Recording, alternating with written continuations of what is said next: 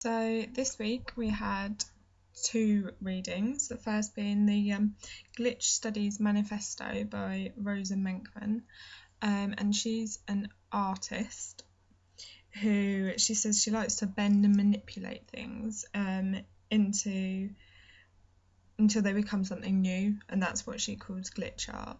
And what was interesting about this reading is that it was kind of presented in a non-standard way. So in itself, it was kind of a piece of glitch art. The way the writing was, it was all kind of, it would be like pressed to the side. Sometimes it would be on the left-hand side rather than the right.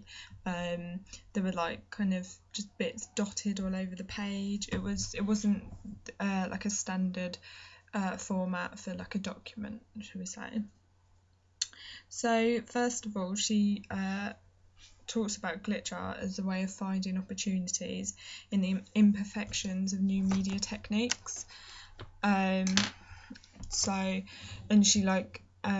talks about upgrade culture and how it's a deluded consumer myth about progression towards a holy grail of perfection. So it's a bit like the whole consumption thing. We always have to update.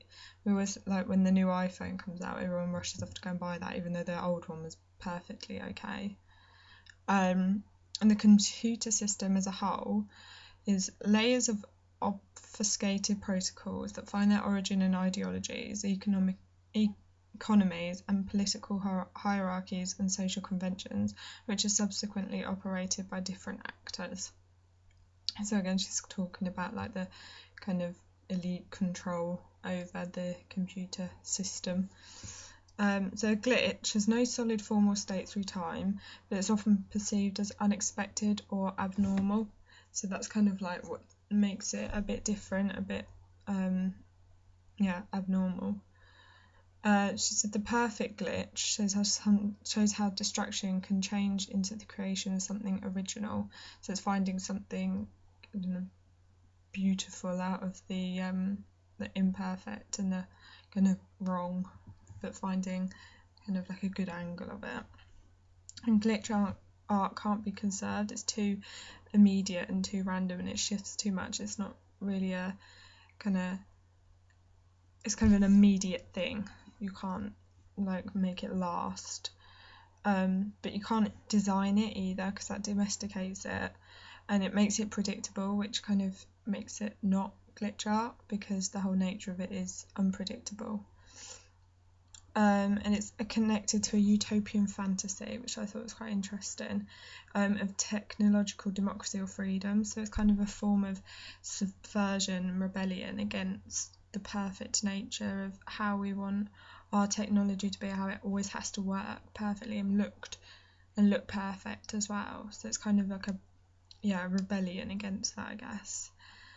She says that the materiality of the glitch art is not just the machine the work appears on, but a constantly changing construct that depends on the interactions between text, social, aesthetical and economic dynamics, and of course the point of view from which the different actors make meaning.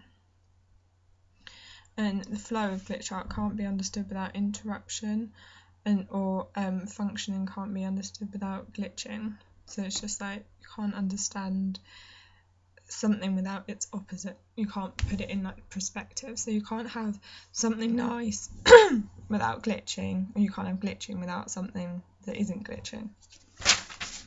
So the second reading was called New Aesthetics and Cyber Aesthetics and Degrees of Autonomy by Patrick Lichty. So he talks about image creating technological agents and how they've been operating since the 1960s. And glitchers have less control over their processes. So he talks about akin to John Cage, Dada or Fluxus artists in their allowance of chance to be a key element in their media. So you don't know when the glitch will manifest itself, and it's kind of like a new and exciting way of making something, because you don't know how it's going to turn out in the end. So it's kind of like a process of elimination almost, because you can't design it, you just have to see how it will go, and sometimes it will work out and sometimes it won't.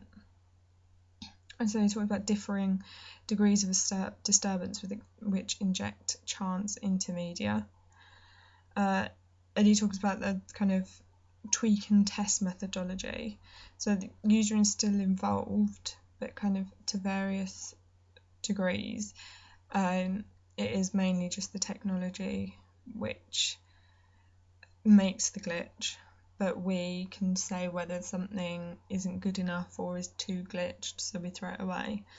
And he says that set loose into the system to allow the corruptions within the media to trigger chance autonomous operations in its interpretation in the browser. So the user straddles the line between control and autonomy. So it's again, the technology kind of controls us in a way because it's what makes the glitch, but at the same time we can fix it or just get rid of it if it's too glitched, or even kind of glitch it more if it's not glitched enough. So yeah, that was the 2 readings on glitch art for this week.